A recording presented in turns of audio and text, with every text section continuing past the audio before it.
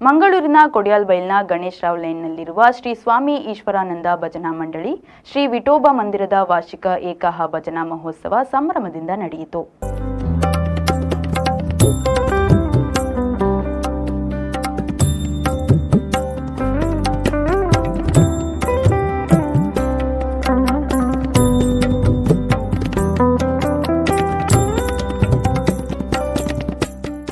ಏಕಹ ಭಜನೆ ಮಹೋತ್ಸವಕ್ಕೆ ಇಂದು ಮುಂಜಾನೆ ಚಾಲನೆ ನೀಡಲಾಯಿತು.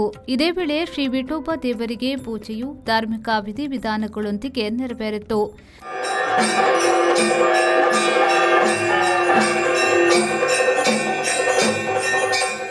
ನಗರದ ವಿವಿಧ ಭಜನಾ ತಂಡಗಳಿಂದ ಏಕಹ ಭಜನೆ ನಡೆಯಿತು.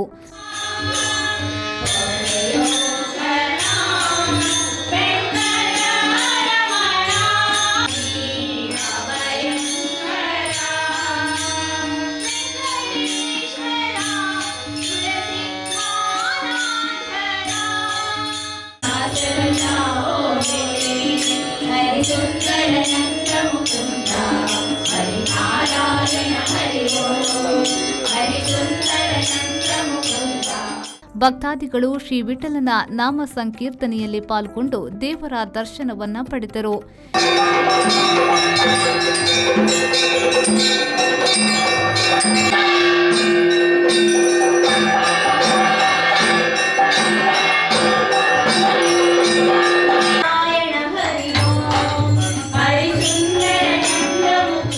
ಈ ಸಂದರ್ಭದಲ್ಲಿ ಭಜನಾ ಮಂದಿರದ ಆಡಳಿತ ಸಮಿತಿ ಅಧ್ಯಕ್ಷರಾದ ಜಯ, ಉಪಾಧ್ಯಕ್ಷ ಜೆ ಆನಂದ್ ಸೇರಿದಂತೆ ಸದಸ್ಯರು ಹಾಗೂ ಭಕ್ತರು ಉಪಸ್ಥಿತರಿದ್ದರು.